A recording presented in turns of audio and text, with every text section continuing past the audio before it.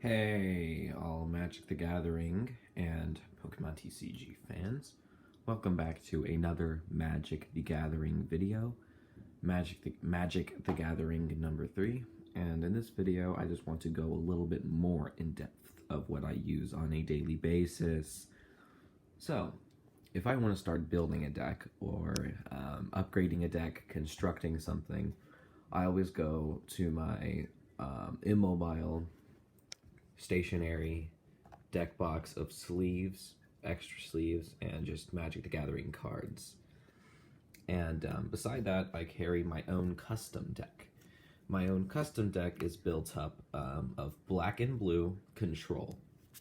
Now, since this is just another small overview, I'm not going to go specifically into the contents of any of these decks yet, right now. But yeah, right now, this is my deck here, custom deck. Here's a small summary.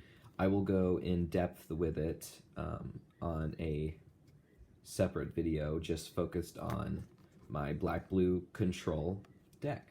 And my legendary creature in here, just a little fun side fact, is Limdul the Necromancer. It works very well with my black-blue control deck, with like murders, diminishes, and all that type of black-blue control stuff. So yeah, that's my custom deck, my custom black-blue control deck. And then I have other Planeswalker decks, obviously, from other sets, but these are the two that I find the most useful for today's gameplay, Sorin the Vampire Lord and Mu Yanling. Both are obviously not as good as custom-made or my Challenger decks, but very useful against, very usual. I usually use these two decks with casual play, so very good with casual play against players that just want to have a good time. So yeah, these are not upgraded in any way. These are the Roth Planeswalker decks. Yeah, so those are those. And obviously my custom deck, Black-Blue Control, is better than these, but again, these are just kind of casual. And then my other personal Magic the Gathering box, I have a bunch of old cards in here. I keep my first ever, the first decks I ever got at an F&M, my free theme decks my free Planeswalker decks. I got this deck box for with the decks in them for free at F&M because I was a new player. I was a beginning player, so I got this deck for free. I got this deck for free, absolutely free. So that was my first one there. I have other cards in here that I might need to upgrade some decks. I have a lot of lands in here just in case if I need to get a few more lands for a deck. Just in case if I need to find a few more lands. And then again, like I said, I have a lot of old cards in here. For example, the first one you see here is Fling. So kind of just another box of cards with my first F&M free deck. So yeah, another box of cards. And then my Challenger decks. And again, I will make one specific video for each of these Challenger decks that I am currently using right now. First, I have Second Sun Control. Second Sun Control is very fun. I enjoy it. It is not my favorite, but it is very fun. Next is Flash of Ferocity. Flash of Ferocity is my personal favorite.